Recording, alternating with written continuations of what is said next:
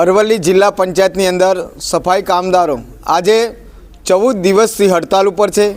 આજે સફાઈ કામદારો પ્રતિક ઉપવાસ ઉપર છે અને જિલ્લા પંચાયત આગળ અત્યારે નાઇટ પર પણ અત્યારે છે ને અત્યારે અમે તમામ સફાઈ કામદારો 10-10 રૂપિયા ઉઘરાઈ અને ખીચડી બનાવી અને અત્યારે દરેક લોકો જમ્યા છે। પણ દુઃખભરી બાબત છે કે આવી કડકડતી ઠંડી પડતી હોય અને આવા અધિકારીઓનું ખરેખર માનવતા ભૂલી ગયા છે।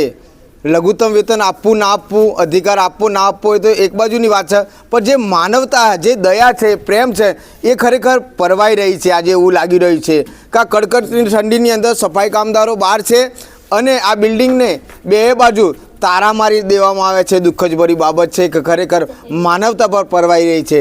આ સફાઈ કામદારોને ફક્ત 75 રૂપિયા રોજ આપવામાં આવે છે અને 2500 રૂપિયા દિવસનો પગાર આપવામાં આવે છે। દરેક કચેરીમાં લઘુત્તમ વેતન મળે છે, પણ આ જ કચેરીની અંદર આ લઘુત્તમ વેતન મળતો નથી અને આ કચેરીની અંદર 40 કર્મચારીઓ જે પટાવાળા છે એમને ફૂલ પગાર છે ને ફક્ત આ સફાઈ કામદારો 16 સફાઈ કામદાર, તેમ છતાંય આ લોકોને 75 રૂપિયા રોજ આપવામાં આવે છે। આ દુઃખ જ ભરી બાબત છે।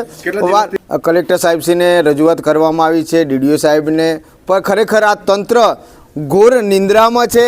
આ અધિકારીઓ ઉલ્લુ બનાવી રહ્યા છે કે તમારી ટેન્ડરની પ્રક્રિયા ચાલુ છે, પણ ખરેખર આ અધિકારીઓ ધારતા હોય તો સહભંડોળમાંથી પણ તાત્કાલિક રોજ ચૂકવી શકે એવા છે, પરંતુ આ ખરેખર અધિકારીઓ ખરેખર કામદારોના વિરોધમાં લાગે છે, ગરીબોના વિરોધમાં લાગે છે અને બહારથી કર્મચારીઓ 500 રૂપિયા આપી અને કામ કરાવે છે ને આ ફક્ત કામદારોને 75 રૂપિયા રોજ આપતા હતા ને અત્યારે જ્યારે હડતાલ કરી છે ત્યારે 500 રૂપિયા રોજ બોલાવી અને બહારથી મજૂરોને બોલાવે છે। આ દુઃખ જ ભરી બાબત છે।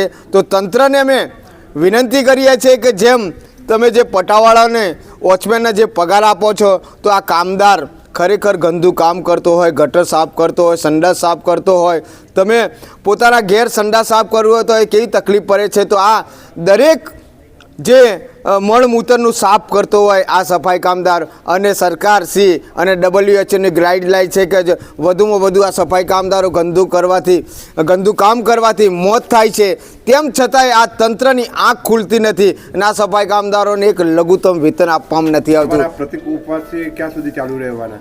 જ્યાં સુધી આ કામદારને ન્યાય નહીં મળે ત્યાં સુધી અમારા પ્રતિક ઉપવાસ ચાલુ રહેવાના।